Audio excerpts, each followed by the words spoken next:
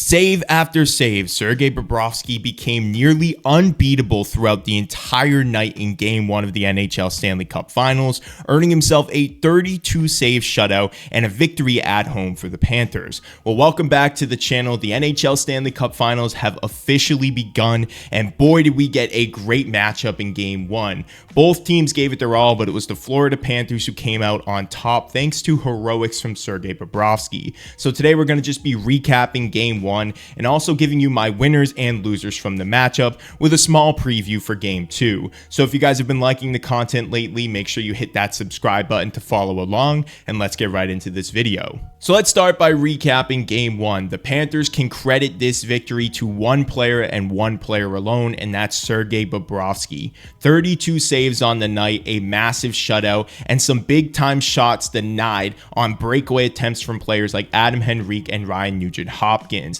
He is the main reason the Panthers won this game, because without this type of performance, they were going to drop the first game at home, considering the fact that the Edmonton Oilers were destroying them in their offensive zone. Now for the Oilers, this one's a tough one to swallow. You were the better team on the man advantage and in 5v5, getting some brilliant looks that were just denied by a goalie who was not going to be stopped throughout the night. So who are the winners and losers from this game, and who deserves the credit for the Panthers win, and who deserves the blame for the Oilers lost? So let's start with my winners from the night, and of course we're going to begin with Sergei Bobrovsky. Now I alluded to this at the start. He had a massive performance, 32 saves and a shutout, and I think a lot of people have been sleeping on goalie Bob throughout the entire postseason. Did you know in his last 12 starts, 11 of those he's allowed 2 or fewer goals against some pretty competitive teams throughout the postseason? Now goalie Bob, in my opinion, is easily going to win the Conn Smythe if he continues with these type of performances. His story, it needs to be studied by NHL fans, because the comeback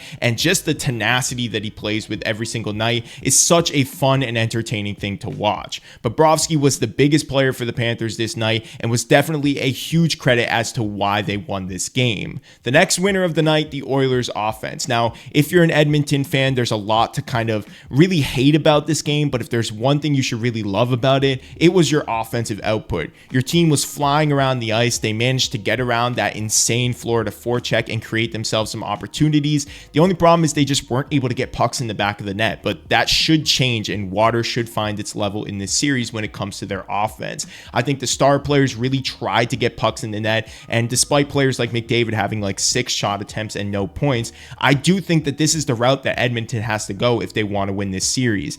Bob's not going to stop every single shot in every single game, and some of these pucks will find the back of the net. So if you're an Edmonton fan, you should be happy with your offense, especially with their power play, because it looked great despite not having any goals. And my last winner from the night is Sam Bennett. And if you don't like Sam Bennett, that's fine, but this guy was a huge difference maker throughout the entire game. A game high 11 hits on the night, and he had a beautiful setup play, giving Evan Rodriguez that goal. Now, I think Sam Bennett made a huge impact in this game. He had that hit on Connor McDavid that made him look like he was shaken up afterwards, and I just feel like I'm always noticing him throughout these playoff games because he's just such a force to deal with.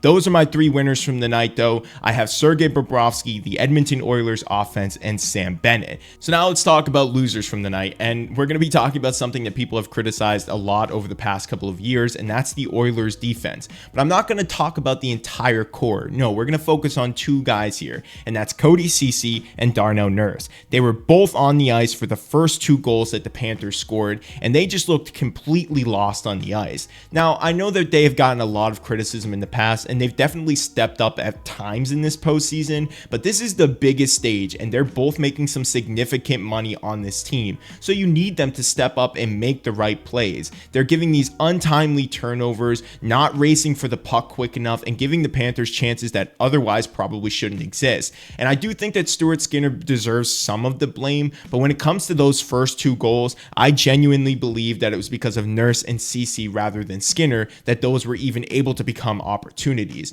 So those 2, in my opinion, deserve the blame, especially for the first 2 plays. They looked horrible on the ice all night and just felt like they were lost in this game. So Ceci and Nurse have to be much better in Game 2 if the Oilers look to come back in this series. The next thing we're going to talk about is the Florida Panthers and their inability to stay out of the box. And in my series preview, I talked about how this was going to be the biggest thing for the Panthers if they want to win this series. Yeah, you got away with it in Game game one and the Oilers weren't able to find the back of the net on their 3 opportunities. But that's not going to happen every single night. The Oilers have the best power play in the postseason, and like I said earlier, water will find its level and they will score on these chances. So for game 2, you need to stay out of the box because yes, you lucked out in game 1, but that's not going to happen again. I guarantee it. The Oilers will adjust and they will get some goals on those power play chances. But this is kind of my recap of the game. So let's talk about game 2. Game 2, I think that the big keys for the Oilers is to continue with this type of offense. You figured out how to get by the Florida Panthers forecheck, and that's going to benefit you as the series goes on.